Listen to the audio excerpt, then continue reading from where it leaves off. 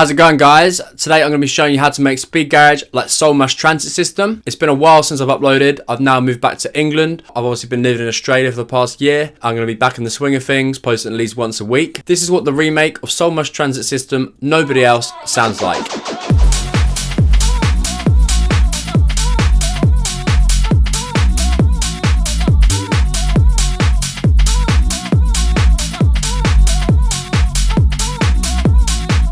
As you can see, this project is super simple. It's only got 5 layers. Let's start with the drums. So you could make your own drums from scratch, but most people in the speed garage scene, all they do is use loops. The loop I've used today is for my speed garage pack. You can get it from my website. The link for that is in the description. This is what it sounds like.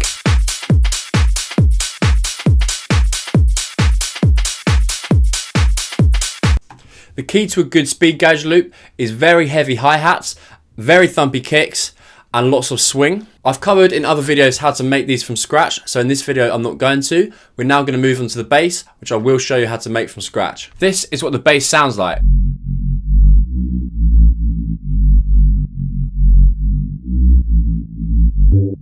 For this sound, I've used Serum, and this is a preset for my new pack, Speed Garage Volume 1. This has just come out the day of this video dropping. You can get that from the link in the description. It's on sale now, so get it while you can. This pack has over 60 Speed Garage basses, warps, respaces. This pack is huge and has over 60 Serum presets for making the sickest Speed Garage. In my opinion, this is by far the best pack yet.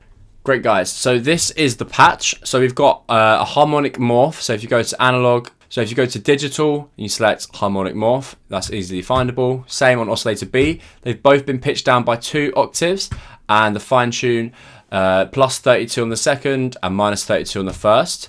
The magic happens in the wavetable. So you grab this macro and you drag it onto here, and then you can change the position. I'm going to show you now how to do it from scratch. So go to menu, click initiate preset. So digital, scroll down, harmonic morph, B, digital, harmonic morph, pitch down, 2 octaves. Select this filter. You're going to want to either go for a 12, an 18, or a 24. Let's go for 24 for now. Select A and B. This is what it sounds like so far. You then want to detune it, so minus 32, plus 32. I mean, this can change slightly, but around the 30 mark. As you can hear, there's a bit of a click, so go to envelope 1. This is the amplitude envelope. You then want to increase the attack. That gets rid of that horrible click. We need to change the wavetable position because this is just too clean. This is basically just a normal sine wave. So go to macro 1, drag that onto the wavetable, make sure it's all the way up. And same on here. And if we drag this macro up,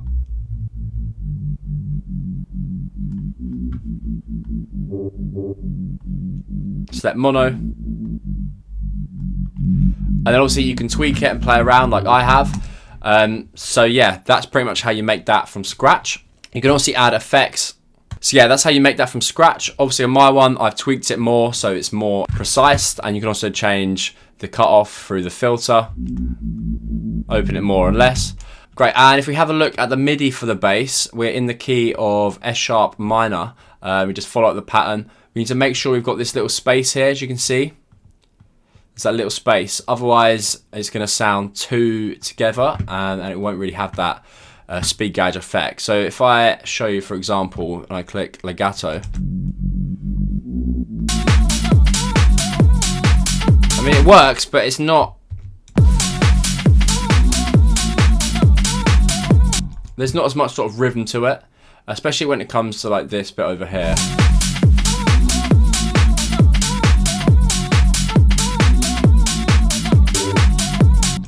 So yeah, if it's all together, then it sort of merges into one and you don't really get the separate hits. But yeah, that is how you do it, guys, from scratch. Now we've got the bass and the kick, we can move on to the effects. So this first effect is a rag effect. Let's listen to it. So this is from one of my garage packs, UK Garage Volume 2, just so you know, but you can just look these up. So if you search on YouTube something like ragger effect, something like that, then you'll be able to sort of download it for free. I mean, obviously it won't be this exact one, but probably something similar, because I did make this one myself.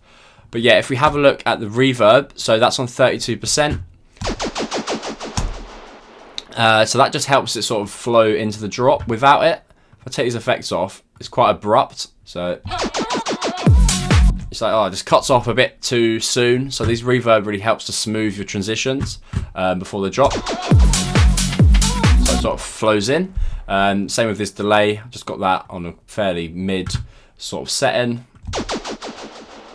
Without it, see, I mean, that's not as much as the reverb, to be fair. It's a lot more subtle. But yeah, this helps to smooth it a little bit. And then classic little downer we've got. This is from the same pack as the drums, the Speed Gauge pack.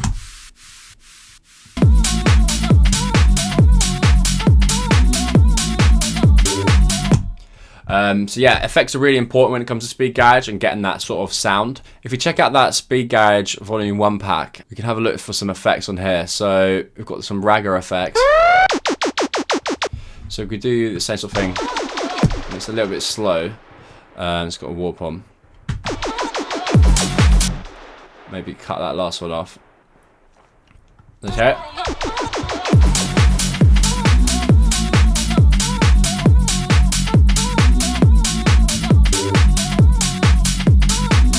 Also, you can just play around with different ones. Maybe shot one of these before. It's cool, little like.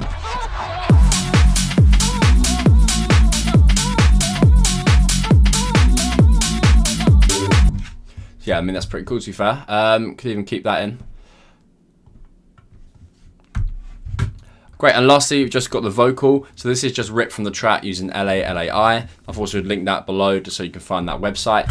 And yeah, I mean, all this has is a little bit of reverb and a kickstart sidechaining it to the kick. So if you don't know about sidechain, the kickstart is a sidechain. So if I turn it up more, so it does that. So that means the kick punches through the mix. I've also put this on the bass, as you can see. This basically helps so that the kick and bass aren't clashing, and it sort of clears the frequencies for it. And then in terms of the master, there's just this limiter, which, yeah, there's nothing else on there. By the way, this limiter, if you're mastering your own track, don't use this limiter. It's the worst limiter in the world. I don't know why Ableton haven't sort of made a new one. It's just pure shit, so don't bother. Great, guys. Thank you very much for watching. As always, comment down below which video you want to see next. I've got tons of videos prepped for release, and I'll be seeing you again soon. Cheers.